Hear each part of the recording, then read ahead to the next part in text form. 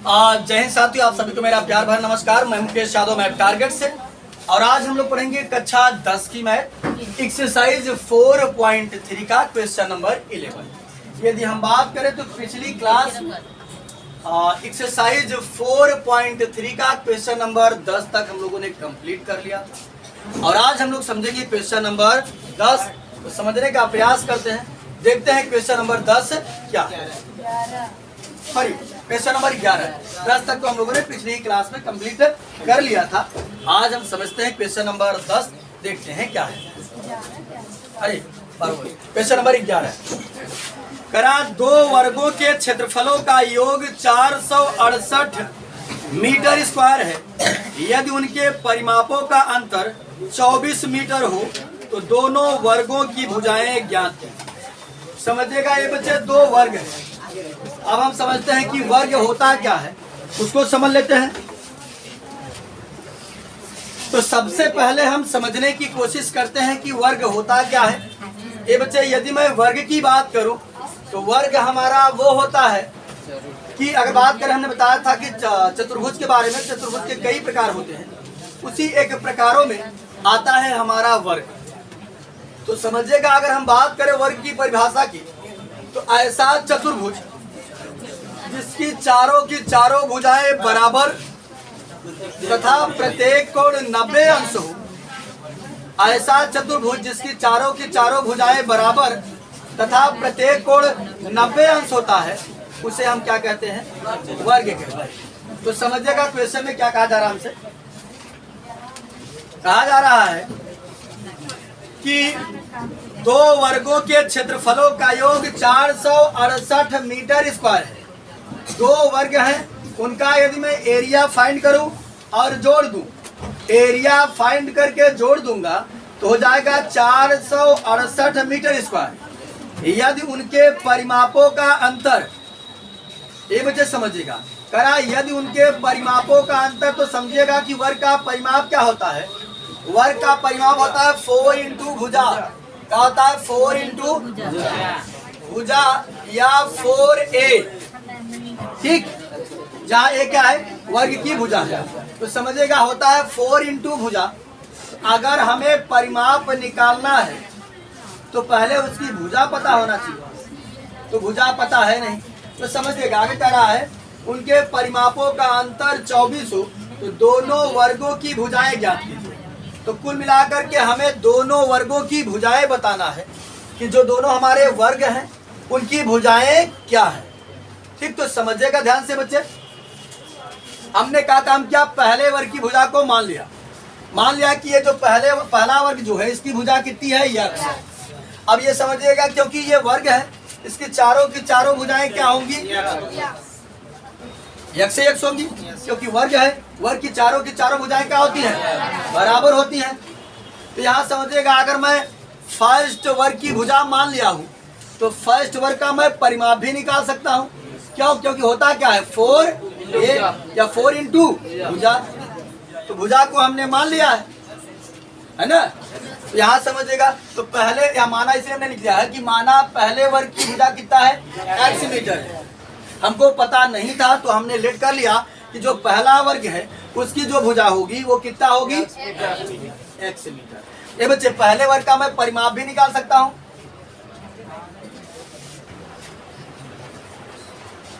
पहले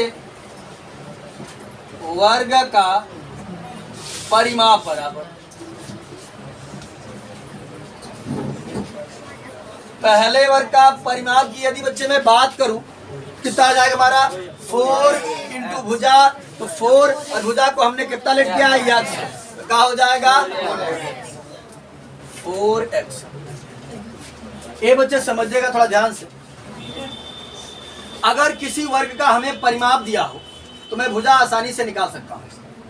जैसे परिमाप जो है, परिमाप में 4 से भाग लगा आसानी से भुजा। देखो परिमाप इसका जैसे 4x है, भुजा पता करना हो तो 4 से डिवाइड करके देखो x आया कि नहीं आया। तो किसी वर्ग की यदि हमको भुजा फाइंड करना हो, उसका यदि परिमाप पता हो तो मैं आसानी से उसकी भुजा निकाल सकता हूँ। हालांकि यहाँ समझिए, उसके बाद आगे बात करने को मैं, हमें दो वर्ग दिया था, करा यदि मैं दोनों वर्ग का क्षेत्रफल निकाल कर अगर जोड़ देता हूँ तो 468 मीटर स्क्वायर हो जाएगा। और यदि उन वर्ग के परिमापों के अंतर की बात करें तो कितना हो जा रहा है, 24 मीटर हो जा रहा है। तो दोनों वर्गों की क्या करना है, भुजाएं हमको ज्ञात करना है। तो दोनों वर्ग की भुजाएं नहीं पता था। पहले वर्ग की भुजा को हमने रेट किया कितना है, यक्स। अगर भुजा पता है तो मैं परिमाप निकाल सकता हूं, क्योंकि वर्ग का परिमाप का फार्मूला होता है 4 इंटू भुजा या 4a। तो समझेगा, हमने निकाल लिया। माना पहले वर्ग की भुजा यक्स, तो पहले वर्ग का परिमाप कितना हो जाएगा। अब यहाँ समझिएगा ध्यान से बच्चे, कह रहा है इनके परिमापों का अंतर हमको दे रहा है। कितना दे रहा है, 24। इनके परिमापों का अंतर हमको कितना दे रहा है, 24 दे रहा है। तो यहाँ समझिएगा ध्यान से, लिखेंगे हम प्रश्नानुसार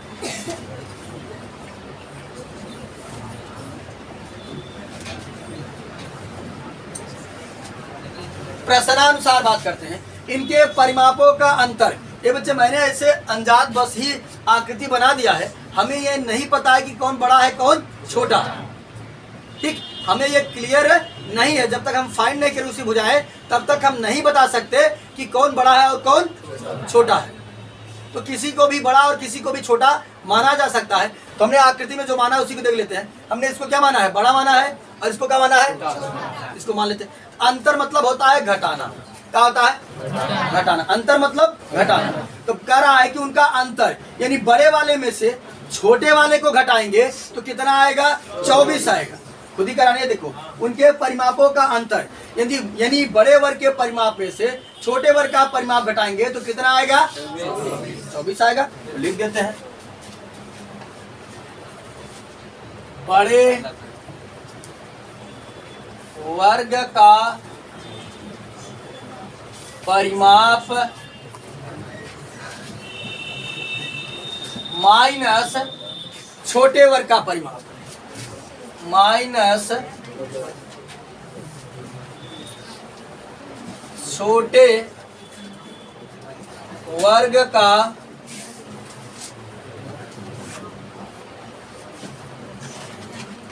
परिमाप। करा था बड़े वर्ग के परिमाप में से यदि मैं छोटे वर्ग का परिमाप घटा देता हूं तो कितना बचता है, उसको समय दिया तो बराबर कितना। बातें सभी को क्लियर है। ये बच्चे समझेगा, मुझे बड़े वर्ग का परिमाप तो नहीं पता है, कि पता है, उसे रहने दो। क्या लिखेंगे हम, हाँ यूनिट मीटर में मेंशन किया तो मीटर लिख दीजिए। यहाँ समझो बच्चे ध्यान से, हमें बड़े वर्ग का परिमाप नहीं पता, तुमने रहने दिया बड़े वर्ग का परिमाप। बड़े वर्ग का परिमाप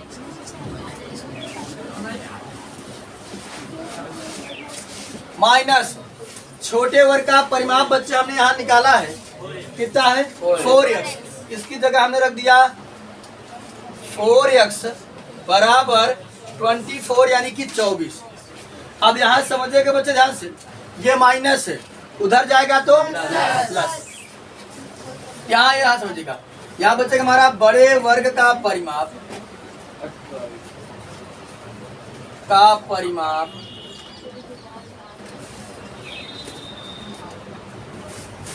बराबर, ये देखो 24, ये उधर जाएगा तो प्लस का 4x मीटर।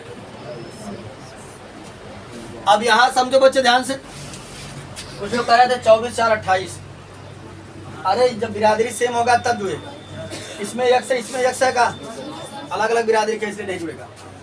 एक बार मैं फिर से क्वेश्चन को बताता हूँ। क्वेश्चन में पूछा क्या जा रहा था, क्या दिया था, करा दो वर्गों के क्षेत्रफलों का अगर हम जोड़ देते हैं, दो वर्ग का क्षेत्रफल निकाल कर जोड़ देते हैं तो 468 मीटर स्क्वायर हो जाएगा।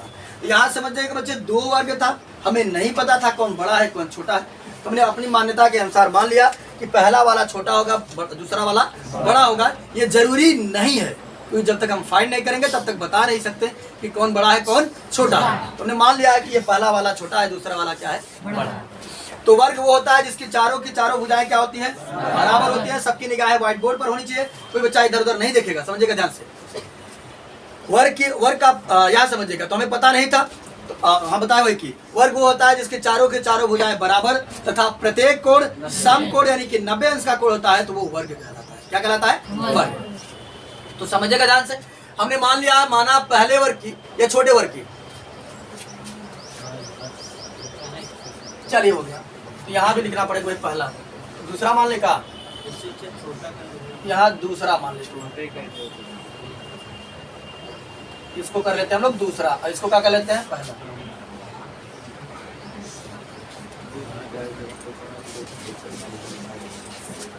क्योंकि जब पहला दूसरा माने हैं क्या लिखते हैं, पहला ही दूसरा। दूसरे वर्ग के परिमाप में से, या फिर लिखेंगे हम दूसरे वर्ग, यहां भी लिखेंगे दूसरे। याद समझिएगा बच्चे ध्यान से। तो हमें नहीं पता था, तो हमने पहले वर्ग का परिमाप जो है उसे लेट कर लिया कि सॉरी, पहले वर्ग की भुजा को हमने मान लिया कितना है, x मीटर है। अगर भुजा पता हो गया तो मैं परिमाप निकाल सकता हूं, क्योंकि वर्ग के परिमाप का फार्मूला होता है 4a, 4 इंटू भुजा। तो यहां समझिएगा ध्यान से, हमने लिखा पहले वर्ग का परिमाप कितना हो जाएगा 4, और भुजा कितना माने हैं x, तो 4 इंटू x कितना हो जाएगा 4x।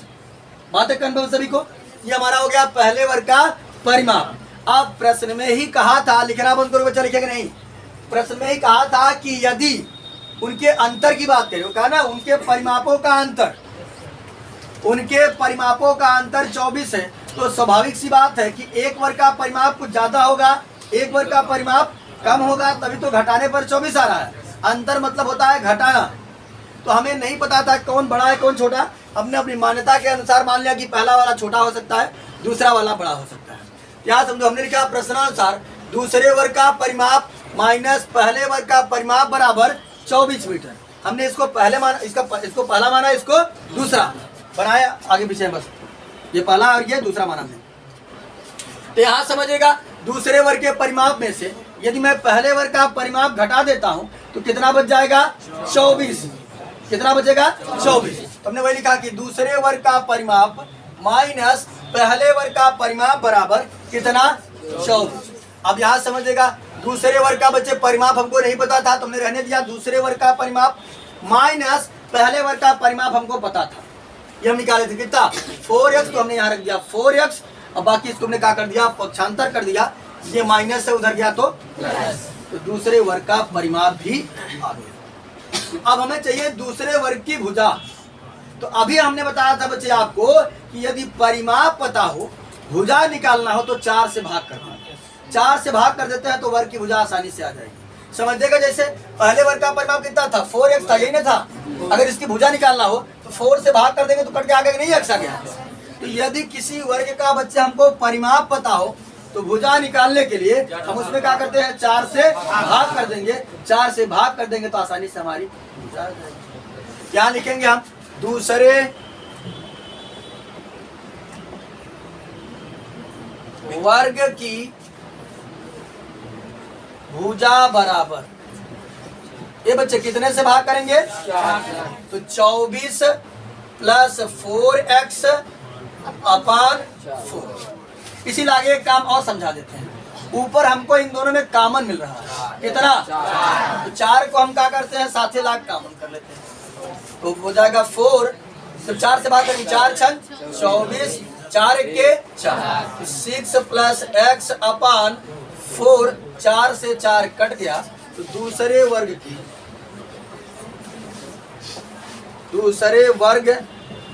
की भुजा बच्चे हमको दे रहा है,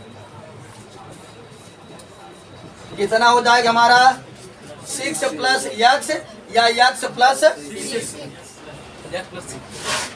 प्लस 6 मीटर हमें लिखिए, ठीक।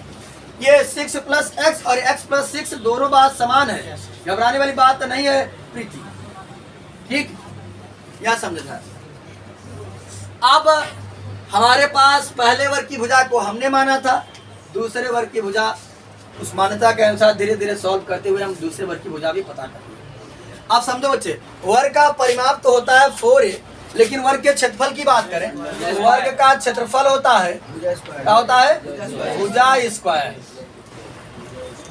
भुजा स्क्वायर या शॉर्ट फॉर्म में हम लोग लिखते हैं a स्क्वायर, क्या लिखते हैं a स्क्वायर या भुजा स्क्वायर। तो समझो बच्चे ध्यान से, फार्मूला एक बार यहाँ लिख देते हैं। वर्ग का क्षेत्रफल बराबर क्या हो जाएगा, भुजा स्क्वायर। ये बच्चे समझिएगा थोड़ा ध्यान से, बात नहीं।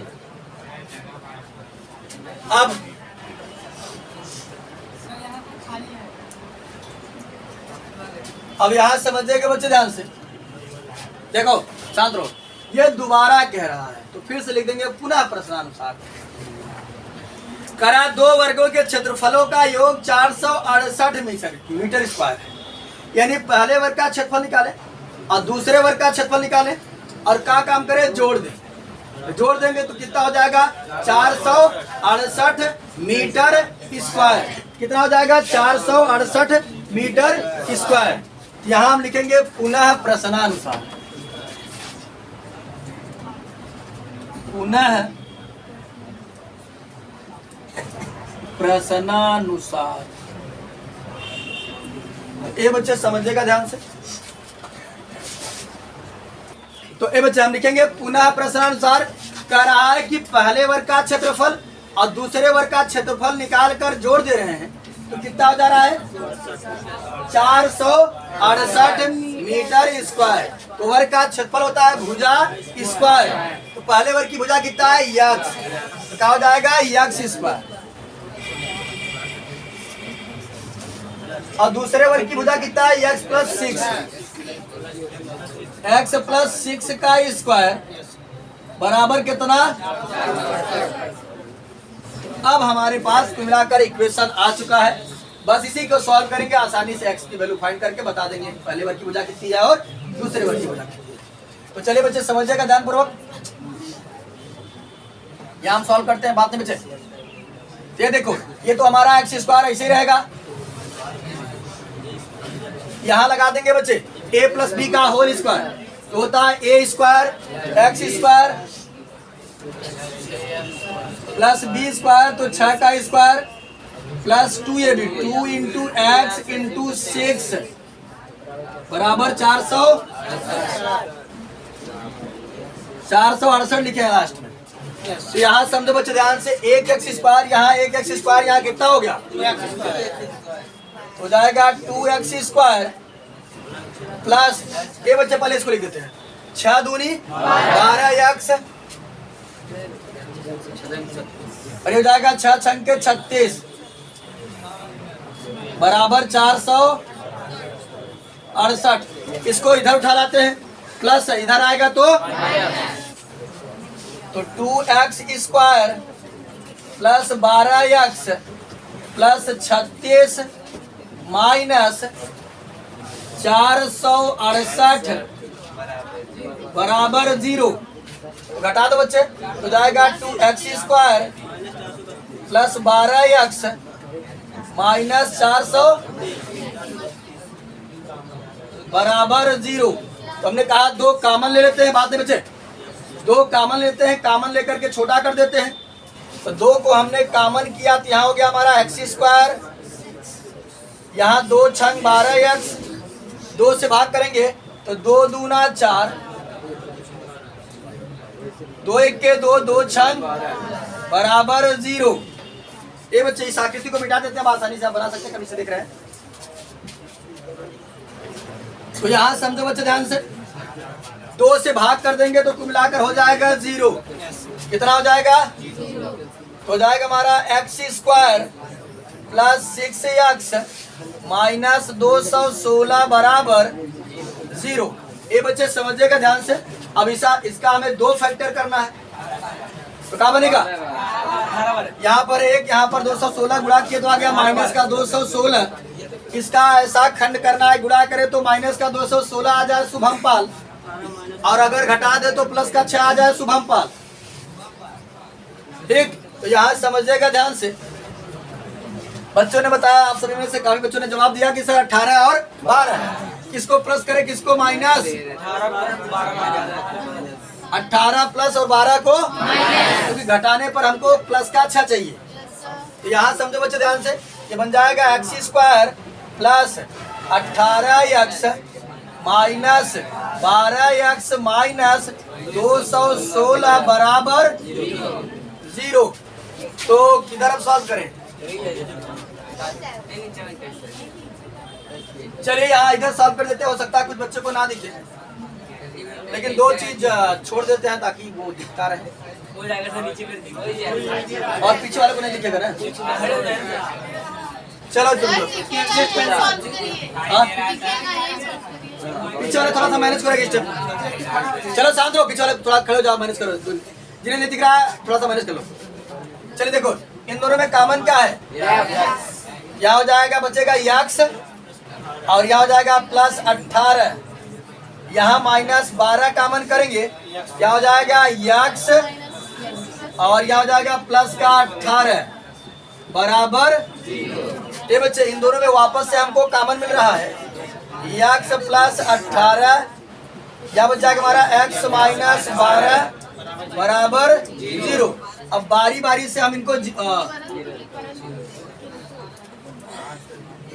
अब बारी बारी से बच्चे हम 0 दिखा देते हैं, आसानी से हमारा सॉल्व हो जाएगा। यहाँ एक बार दिखाएंगे x प्लस 18 बराबर 0, तो ये प्लस है, उधर जाएगा तो x बराबर हो जाएगा माइनस 18, किंतु x not equal to minus 18। बताइए क्यों? क्योंकि भुजा है। किंतु x not equal to minus 18, क्योंकि ये वर्ग की भुजा है तो दूरी का काम करेगा और दूरी कभी ऋणात्मक नहीं होती, इसलिए इसको निगलेक्ट कर देंगे। फिर इसको दिखाएंगे x माइनस 12 बराबर 0, x बराबर कितना हो जाएगा 12 मीटर। तो हमसे पूछा गया था कि वर्ग की भुजाएं बता दीजिए, तो समझिए बच्चे, समझिएगा दो वर्ग था, दोनों की हमको भुजाएं बताना है। तो लिखेंगे बच्चे पहले वर्ग की भुजा को हमने कितना माना था x, तो पहले वर्ग की भुजा कितना हो गई 12 मीटर।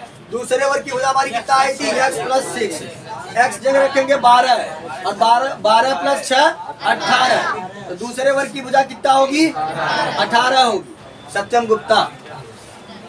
अब यहाँ समझिए, हो सकता है इसमें भुजा पूछ लिया, तो देखो पहले जो पूछा उसको बता देते हैं। हिंदी लिखोगे, अतः पहले वर्ग की भुजा 12 मीटर तथा दूसरे वर्ग की भुजा 18 मीटर है।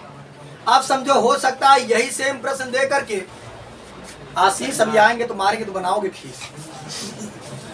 या समझो ध्यान से, हो सकता है ये हमसे पूछ लिया जाए इसी प्रश्न में कि आप क्या काम करिए कि वर्ग का परिमाप बता दीजिए, तो क्या हो जाता 12 चौक 48 और इसका परिमाप कहा गया ये रहा, तो 24 और प्लस 12 चौक 48, 48 और 24 कितना हो जाता 48 और 52 20 72। ठीक, कितना हो जाता 72। हो सकता है क्षेत्रफल पूछ लेता, तब पहले वर्ग का क्षेत्रफल कितना हो जाता 12 बराबर में 144 और दूसरे का क्या बनता, दूसरे का ये बनता 12 6 18 का स्क्वायर कितना हो जाता 324। तो देखिए प्रश्न कुछ भी पूछा जा सकता है पूछा, ठीक, ये जरूर नहीं कि यही पूछा जा सकता है, अलग अलग चीज पूछा जा सकता है। तो जो जितना पूछने की संभावना है मैंने सब कुछ बता दिया कि क्वेश्चन में क्या, लेकिन सबको सॉल्व करना है। इसे x की वैल्यू तक हमको निकालना पड़ेगा, जब x की वैल्यू मैं निकाल लूंगा तो आसानी से सब कुछ बता सकता हूँ। भुजा पूछेगा तो भुजा बता देंगे, जैसे क्या 12 मीटर, दूसरे का 12 6 18 मीटर। परिमाप पूछा होता तो आ जाता, पहले का हो जाता 12 चौक 48 और दूसरे का रखते यहाँ 12 चौक 48 और 24 72। क्षेत्रफल पूछता तो होता है भुजा स्क्वायर, तो पहला भुजा कितना था x और x मान कितना था 12, तो 12 बराबर में 144। दूसरे का पूछता तो दूसरे का क्षेत्रफल बनता है x प्लस 6 का, x का मान है 12, तो 12 6 18, 18 का स्क्वायर 324 हो जाता। तो कुछ भी प्रश्न में पूछा जा सकता है, जरूरी नहीं है कि आपसे भुजा ही पूछे। ठीक, तो हमने बहुत ही आसान तरीके से इस प्रश्न को बहुत ही आसान शब्दों में सॉल्व कर दिया है। और यदि हम बात करें तो आज हमारी एक्सरसाइज 4.3 जो है वो समाप्त होती है। और आज अब अगली एक्सरसाइज नहीं स्टार्ट करेंगे क्योंकि हमको थंबनेल बनाने में दिक्कत होगी। दो वीडियो का, दो एक्सरसाइजों का एक साथ थंबनेल नहीं बनाया जा सकता है, तो इसलिए आज हमारे पास 10 से 15 मिनट का वक्त है।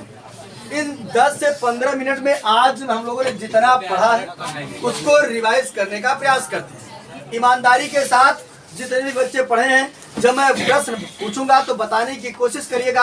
अगर आप नहीं बता पा रहे हैं तो अपने आप से ही प्रश्न करिएगा कि मैंने पढ़ा क्या।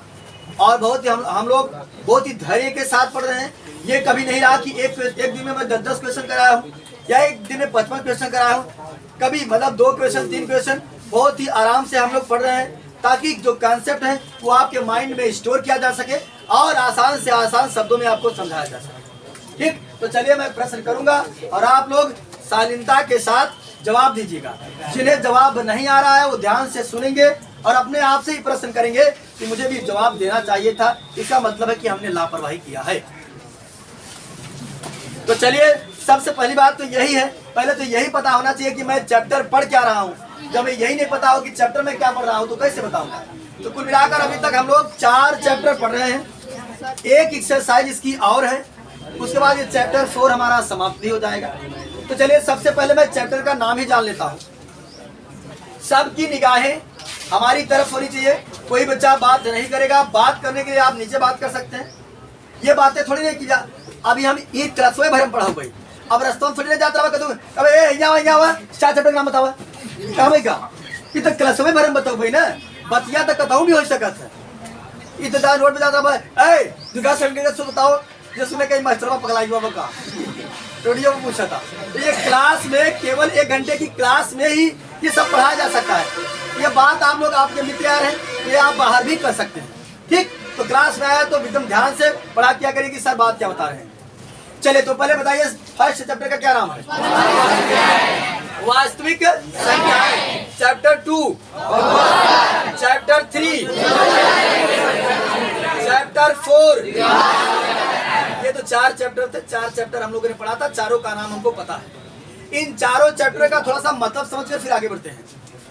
पहले चैप्टर का नाम आप लोगों ने क्या बताया? वास्तविक संख्याएं। तो वास्तविक संख्या आपको पता है क्या होती है? काल्पनिक को छोड़कर जितनी भी संख्याएं होती हैं वो सब क्या होती है? अपने आसान शब्दों में यदि आप कहना चाहें, इस दुनिया की जितनी भी संख्याएं हैं वो सारे के सारे नंबर रियल है। बस अंडर रूट के अंदर यदि माइनस हो तो वो काल्पनिक हो जाएगा। उसे छोड़कर, जैसे अंडर रूट के अंदर -16 -20 कुछ भी हो, ये सारे नंबर काल्पनिक होते हैं। इन्हीं नंबरों को छोड़कर आपके जहन में जितने भी नंबर आ रहे हैं वो सारे के सारे नंबर जो होते हैं वो रियल नंबर। ठीक, चलिए, चैप्टर 2 का नाम आप लोगों ने क्या बताया? तो बहुपद। बहुपद बच्चे, यदि मैं बात करूं तो चर और अचर दोनों का संयुक्त रूप होता है। बहुपद होने के लिए हमने कंडीशन बताया था। क्या बताया था कंडीशन?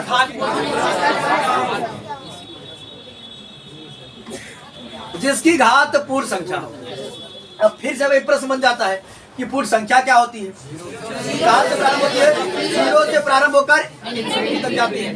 चलिए, अब हम लोग समझ लेते हैं चैप्टर 3 का नाम। क्या नाम है? दो चर वाले रैखिक समीकरण युग्म। तो 2 जानते हैं, दो तो नंबर है। चर और अचर हमने 2 बात बताई थी, वेरिएबल एंड नॉन वेरिएबल। तो चर वो होता है जिसका मान परिवर्तित होता रहता है, अचर वो होता है जिसका मान परिवर्तित नहीं होता। और बताए थे कि जो ABCD के जो नंबर होते हैं वो हमारे चर होते हैं और बाकी जो होते हैं वो क्या होते हैं? अचर होते हैं। कभी कभी ये ABCD के जो नंबर हैं वो भी किसका काम करते हैं? अचर का काम करते हैं। किसका काम करते हैं? अचर का काम करते हैं। वो क्वेश्चन पर डिपेंड करता है। आपने बताया बच्चे कि 2 चर में रैखिक समीकरण। ये बच्चे समझिएगा, 2 चर। तो चर तो आप समझ चुके हैं कि चर क्या होता है। अब अगर बात करें हम तो कहा जा रहा है कि रैखिक है। ये बच्चे हमने आपको बताया था कि क्या होता है रैखिक। बताया था आपको रैखिक कब होगा, कब द्विघात होगा, कब त्रिघात होगा। ठीक, यहाँ समझिएगा, कब रैखिक होगा? जब उसकी बड़ी से बड़ी घात कितनी हो? 1 हो। और द्विघात कब होगा? त्रिघात कब होगा? जब बड़ी से बड़ी घात 3 हो। हमने पढ़ा है 2 चर में रैखिक समीकरण युग्म। ये बच्चे बहुपद और समीकरण में अंतर होता है। समीकरण में हमारा कितना पक्ष होता है? 2 पक्ष होता है। युग मतलब क्या होता है? जोड़ा। यानी हमको इक्वेशन जो देगा वो पेयर के फॉर्म में देगा। ठीक, चलिए। और चैप्टर 4 का क्या नाम है? द्विघात समीकरण। ये बच्चे कैसे द्विघात समीकरण आप पहचानेंगे? जिसकी बड़ी से बड़ी घात क्या हो? ये तो हमने चैप्टर 4 चैप्टर हमारे जो थे, जो हमने पढ़ा था, उनका नाम सीखा, साथ ही साथ उनका मतलब क्या होता है उसको भी हम लोगों ने जानने का प्रयास किया। अंग्रेजी में भी जो बच्चे इंग्लिश मीडियम वो भी समझे, अगर कोई होगा तो याद समझिएगा। अंग्रेजी में वास्तविक संख्या को रियल नंबर कहा जाता है, बहुपद को पोलिनोमियल कहा जाता है, 2 चर में रैखिक समीकरण उनको कहा जाता है, linear equation in 2 variable pair form में होता है, और 4 चैप्टर का नाम है द्विघात समीकरण, तो क्वाड्रेटिक इक्वेशन या क्वाड्रेटिक है। ठीक, चलिए अब हमने जो जो अध्ययन किया था उसके बारे में कुछ समझ लेते हैं। तो ये बच्चे समझिएगा, हमने यूक्लिड की सहायता से फर्स्ट चैप्टर में हमने यूक्लिड की सहायता से एचसीएफ फाइंड करना सीखा है ना। यहाँ समझिएगा, यूक्लिड के अनुसार ए बराबर फॉर्मूला का बी क्यू प्लस, जहाँ ए और बी 2 नंबर हुआ करते थे, ये ऐसा नंबर हुआ करता था, ए हमारा ग्रेटर देन क्या होता था? बी। और यहाँ समझिएगा बच्चे, अगर हमें सिद्ध करना होता था, अगर हम बी बराबर मान लेते थे 4, आर हमारा कितना हो सकता है? 0 से 3 तक। तो हमारा जो आर होता था वो एक कंडीशन बनता था। यहाँ समझिएगा कि इस तरीके से जो आर होगा हमारा वो 0 से बड़ा होगा या बराबर होगा, और बी से हमेशा क्या होता है? छोटा। एक कंडीशन ये बनता है, एक नंबर में ये प्रश्न पूछा जा सकता है ऑब्जेक्टिव, क्योंकि आपका 20 नंबर का ऑब्जेक्टिव आता है, तो ये पूछा जा सकता है, ये या तो ये पूछा जा सकता है कि जो नंबर होते हैं, बात समझ में आई, और क्यों हमारा भागफल है, आर हमारा शेषफल रिमाइंडर। ठीक, ये बच्चे इसमें हमने एक फार्मूला पढ़ा था, HCF इंटू LCM बराबर क्या पढ़ा था? पहली संख्या इंटू दूसरी संख्या, है ना। चल, इसी में हमने अध्ययन किया था कि किसी नंबर का, किसी परिमेय संख्या का जो डेसिमल एक्सपेंशन होगा, यानी दशमलव प्रसार जो होगा, वो टर्मिनेटिंग होगा कि नॉन टर्मिनेटिंग होगा, यानी शांत होगा कि अशांत होगा। तो एक तरीका है तो भाग करके बता दे, दूसरा तरीका बताए थे यदि उसके हर का गुणनखंड 2 के पावर m इंटू 5 के पावर n के रूप का होता है, तो हमारा क्या होगा? शांत होगा, अदरवाइज क्या होगा? अशांत होगा। ठीक, इसी में बच्चे हमने पढ़ा था, बहुत ही इंपॉर्टेंट, लगभग एग्जाम की दृष्टि से बेहद इंपॉर्टेंट है, और लगभग मैंने आपको बताया भी है कि पूछा भी जाता है, जैसे कि √3, √2, √5, इन सभी अपरिमेय संख्याओं को सिद्ध करने के बारे में। इनको सिद्ध कैसे करते हैं? सबसे पहले हम इनको सपोज करेंगे, क्या? परिमेय संख्या सपोज करेंगे, उसके बाद दिखाएंगे भैया इसे P/Q के रूप में व्यक्त कर सकते हैं। अब यहाँ समझिएगा, परिमेय आ गई, पहले इसे परिमेय की बात समझ लेते हैं। परिमेय संख्या है बच्चे, समझिएगा, परिमेय संख्या की हमने परिभाषा बहुत अच्छे तरीके से बताया था। क्या होता है? जिसे हम P/Q के रूप में व्यक्त कर सके। क्या इतनी परिभाषा पर्याप्त है? जिसे हम P/Q के रूप में व्यक्त कर सके, साथ ही साथ अच्छा चलिए, Q नॉट इक्वल टू 0, साथ ही साथ P और Q हमारे इंटीजर होने चाहिए। इंटीजर मतलब पूर्णांक होने चाहिए। साथ ही साथ P और Q का यदि मैं HCF निकालूं, एक के अतिरिक्त कुछ और नहीं आना चाहिए। बात कंफर्म सभी को? चलिए आगे समझते हैं। इसमें हमने और क्या सीखा था देख लेते हैं।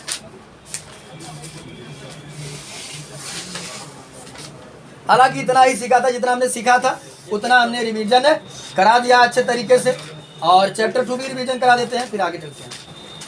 ये बच्चे चैप्टर 2 की बात करें तो बहुपद होता है। अभी हमने बहुपद के बारे में समझा, एक बार फिर से समझ लेते हैं, ताकि अगर जिन बच्चों को नहीं समझ में आया है, जो क्लास में नहीं रहे थे या क्लास नहीं किए थे या भूल गए थे, उन्हें ताकि आसानी से याद आ सके। ठीक, तो चलिए, बहुपद क्या होता है बच्चे? चार और अचर दोनों से मिले हुए संयुक्त रूप को हम क्या कहते हैं? परिभाषा क्या है? अगर घात पूर्ण संख्या होगी तब तो बहुपद होगा, अदरवाइज बहुपद नहीं होगा।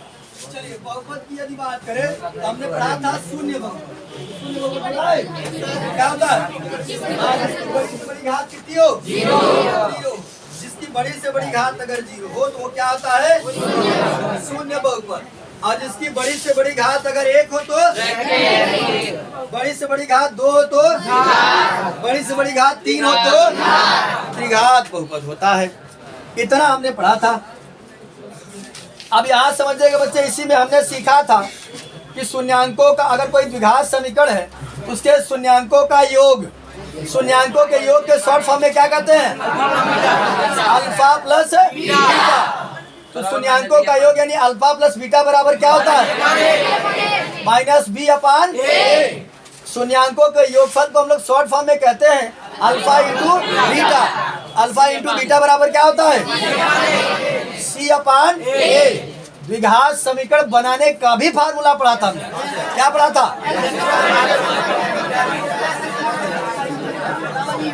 एक्स स्क्वायर माइनस ब्रैकेट में अल्फा प्लस बीटा ब्रैकेट के बाहर x plus alpha into beta बराबर 0।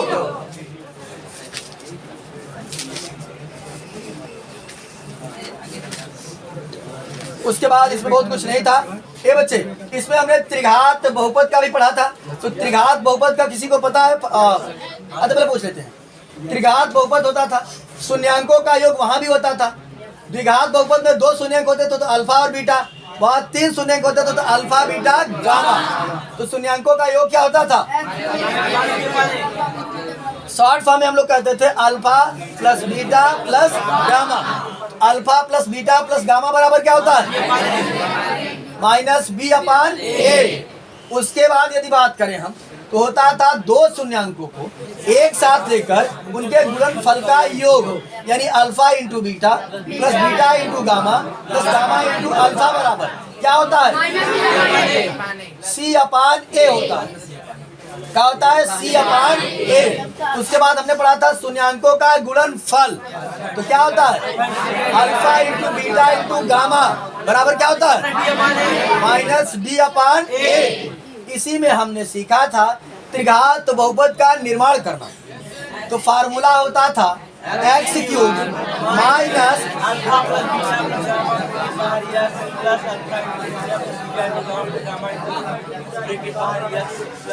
चलिए ठीक है, आप लोगों ने बताया, अब हम बता देते हैं ताकि जिन्हें ना पता वो सुन ले अच्छे से। एक्स क्यूब ब्रैकेट में होता है एक्स क्यूब माइनस ब्रैकेट में alpha plus beta plus gamma bracket के बाहर एक्स स्क्वायर, फिर प्लस, सुनिएगा ताकि जो उन्हें भी पता हो जाए, प्लस ब्रैकेट में alpha into beta plus beta into gamma plus gamma into alpha bracket के बाहर x minus alpha into beta into gamma बराबर 0। तो कुल मिलाकर इस क्लास में या इस वीडियो में हमने एक्सरसाइज 4.3 को समाप्त किया ही किया, साथ ही साथ चैप्टर 1 और चैप्टर 2 को रिवाइज भी किया है। तो जो बचे हुए जो हमारी अगली एक्सरसाइज है उसे हम लोग नेक्स्ट क्लास में कंप्लीट करने का प्रयास करेंगे। इस वीडियो में इतना ही, बाकी मिलते हैं नेक्स्ट वीडियो में। तब तक के लिए जय हिंद।